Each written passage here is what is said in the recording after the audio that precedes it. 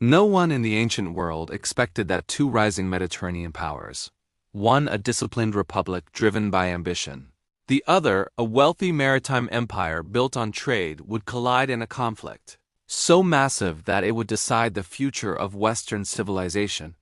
Yet that is exactly what happened when Rome and Carthage went to war. But why did these two powers become enemies in the first place? Was it truly about Sicily, or was it about pride, expansion, and fear? And how did a series of wars lasting more than a century transform Rome from a local Italian power into the master of the Mediterranean?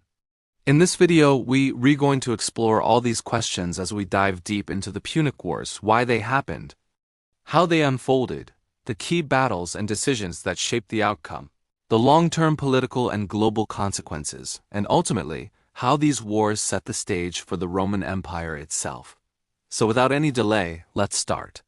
At the beginning of the 3rd century BCE, Rome and Carthage were not yet enemies. In fact, for decades, they had treaties, traded goods, and even occasionally supported each other.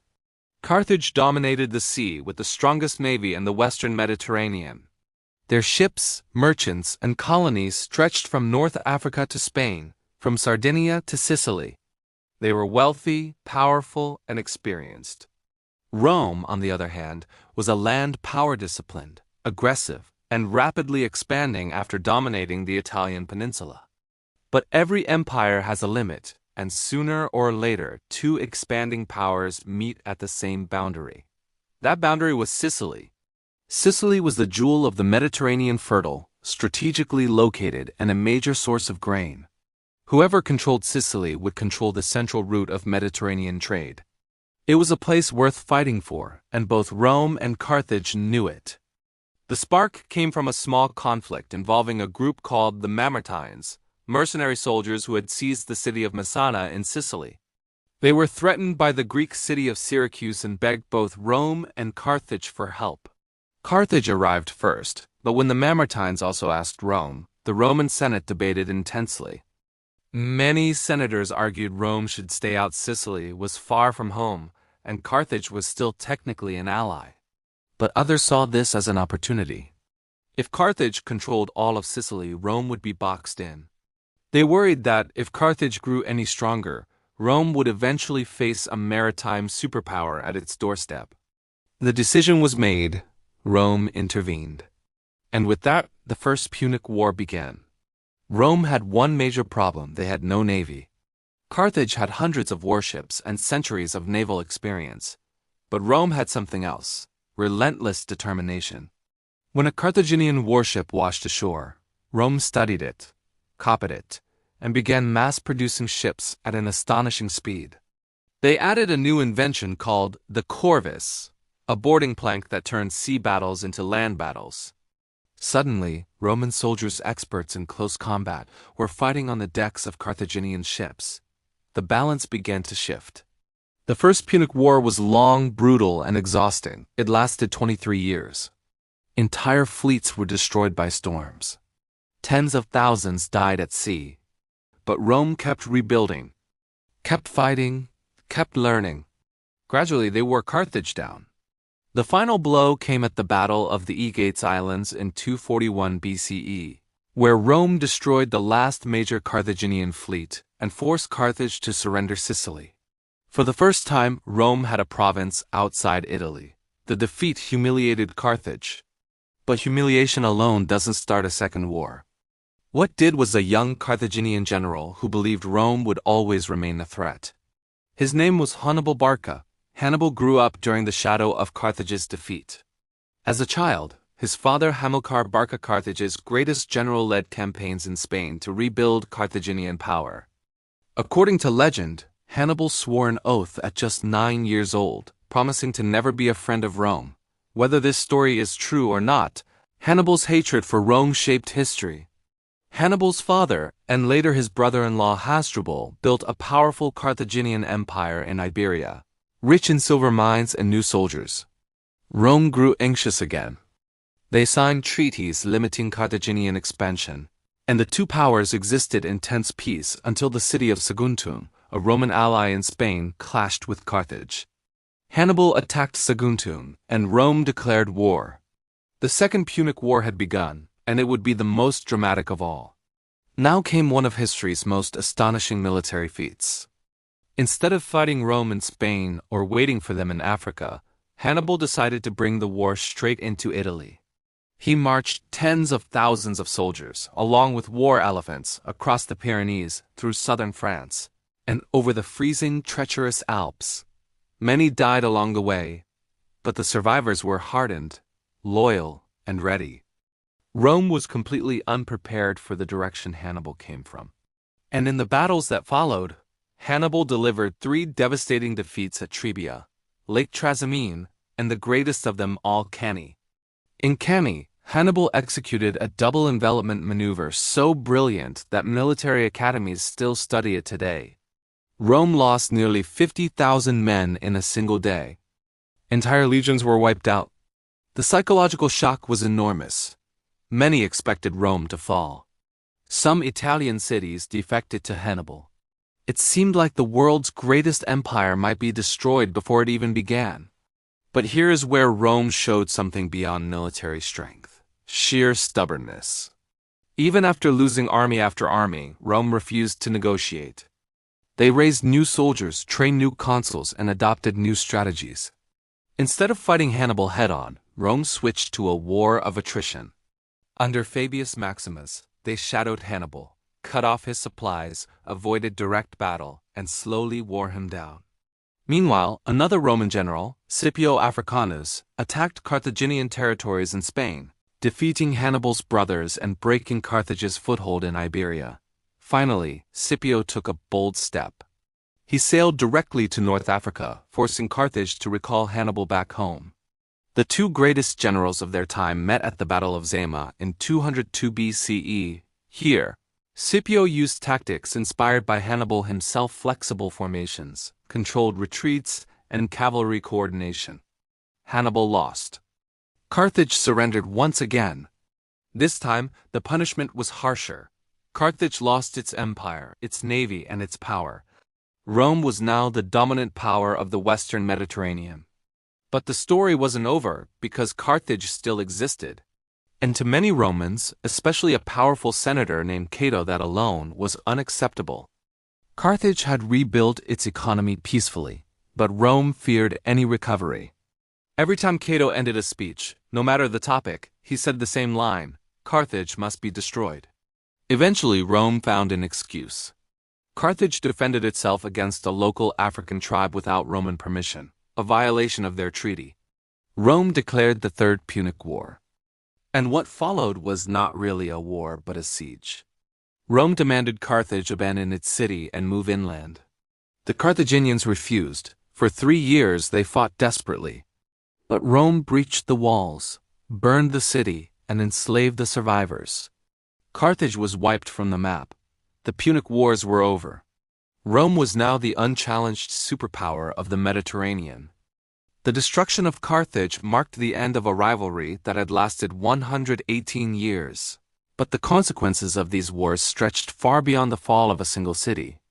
To understand the true impact, we must step back and examine what this victory meant for Rome, for the Mediterranean world, and for history itself. The immediate result of the Punic Wars was clear. Rome became the supreme power in the Western Mediterranean. But the deeper question is, why did Rome win? After all, Carthage had every advantage in the beginning: wealth, a powerful navy, experienced generals, and access to trade routes that brought them riches Rome could only dream of. On paper, Rome should have lost, especially during the Second Punic War when Hannibal crushed their armies repeatedly. Yet Rome's greatest strength was never superior equipment or brilliant tactics. It was something far more fundamental: an unbreakable will to fight. Every time Rome lost, they rebuilt. Every time an army was destroyed, they raised another. When Hannibal seemed unstoppable, Rome refused to surrender.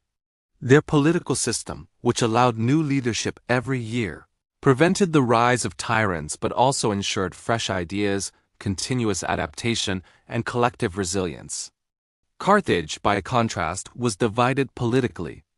Its leaders didn't always support Hannibal. often sending him fewer reinforcements than he needed.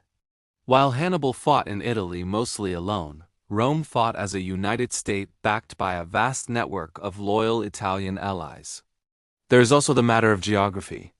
Rome's position in central Italy, surrounded by allies and protected from naval threats, made it hard to strike a killing blow against them. Carthage's empire, spread across the seas, was harder to defend. Once Rome gained naval superiority, Carthage's greatest strength turned into a vulnerability. But perhaps the most decisive factor was Roman adaptability. They copied Carthaginian ship designs. They learned new battlefield tactics. They shifted from direct warfare to attrition. And when the time came, they launched bold strategies like sending Scipio to Africa that ultimately changed the course of history. Once the dust settled, the long-term impact of the Punic Wars became more visible. For Rome, victory brought territory, wealth, slaves, and prestige. Sicily, Spain, North Africa, and the Western Mediterranean all came under Roman control. But with these gains came dramatic internal changes. Rome was no longer just a republic of small farmers. It was now an empire that needed to govern diverse peoples, far-off provinces, and massive resources.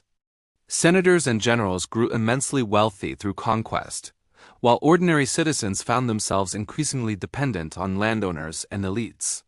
This inequality would cause political tensions that later fueled the rise of populist leaders, civil wars, and ultimately the transformation of the Republic into the Roman Empire under Augustus.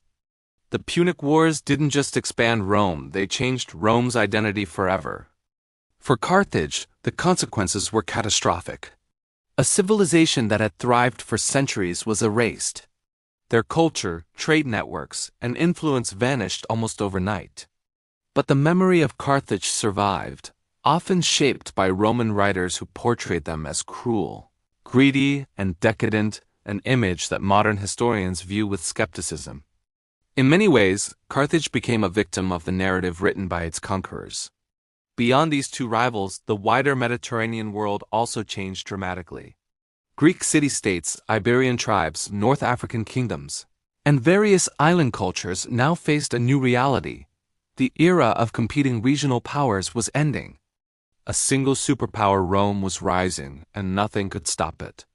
Trade became more secure under Roman control, leading to economic growth across the region. Latin began spreading. Roman law, culture, architecture, and engineering would soon reshape entire continents.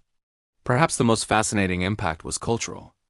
The wars produced legendary figures Hannibal, Scipio Africanus, Cato, Hamilcar Barca, characters who would inspire historians, generals, and leaders for millennia. Napoleon studied Hannibal's campaigns. The U.S. military teaches Cannae as a masterpiece of battlefield tactics. The rivalry between Rome and Carthage became one of history's greatest examples of how determination, strategy, and political unity shaped the destiny of nations. But all these consequences came at an enormous human cost. Millions died across 3 wars. Entire cities were destroyed. Families were torn apart, populations enslaved, and cultures extinguished. When we talk about Rome's victory, we often forget that behind the triumph were decades of suffering, hardship, and relentless conflict. One of the most overlooked aspects of the Punic Wars is how they shaped the military evolution of Rome. After facing Hannibal, Roman commanders became more flexible, more cautious, and more ambitious. They realized that relying solely on infantry wasn't enough. Naval power, cavalry, and logistics mattered just as much. They also learned that wars weren't won only on battlefields. Diplomacy, alliances, supply lines, and psychological warfare were just as important. This holistic approach eventually made Rome unbeatable for centuries. Politically, the wars accelerated Rome's transformation into a Mediterranean empire. They began establishing provincial administrations, collecting taxes, and building infrastructure across conquered territories. Roads were constructed to connect far-off regions with Rome, allowing faster movement of armies and goods. Governors were appointed to oversee new provinces, though corruption and power struggles soon followed. The seeds of later conflicts between the populares and optimates between Marius and Sulla, between Caesar and Pompey were planted here. Economically, the influx of slaves and wealth reshaped social structures. Large estates called latifundia replaced small family farms. Poor citizens flocked to Rome seeking work, swelling the city's population and creating a class of people who depended heavily on political leaders for food and security. This shift made Rome more powerful, but also more unstable. Globally, the disappearance of Carthage created a power vacuum. Without a rival in the west, Rome could focus on expanding eastward, eventually clashing with Macedon, Greece, and Asia Minor. Over the next century, Rome would sweep through the Hellenistic world, absorbing vast cultural and intellectual riches that shaped Western civilization. In a way, the fall of Carthage marked the beginning of Rome's golden age. Yet, despite Rome's overwhelming victory, we must ask an intriguing question. Could the outcome have been different?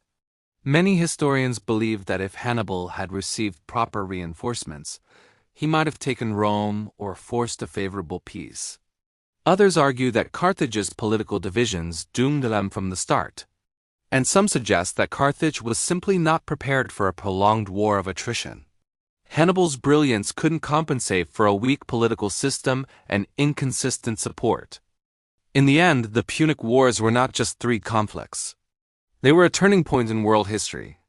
They showed that determination can defeat wealth, that unity can defeat brilliance, and that empires rise or fall depending on their ability to adapt. When Rome stood victorious over the ashes of Carthage, the Mediterranean world had entered a new era. The Romans themselves may not have fully understood it at the time, but they had just taken the first step toward building one of the greatest empires in history. As we look back on this long, dramatic clash between 2 ancient powers, one can't help but wonder, were the Punic Wars inevitable? Was Rome destined to rise no matter what? Or could Carthage have survived if things had gone just a little differently? And now I would love to hear from you. What do you think was the single most important factor that led Rome to victory over Carthage? Let me know your thoughts in the comments.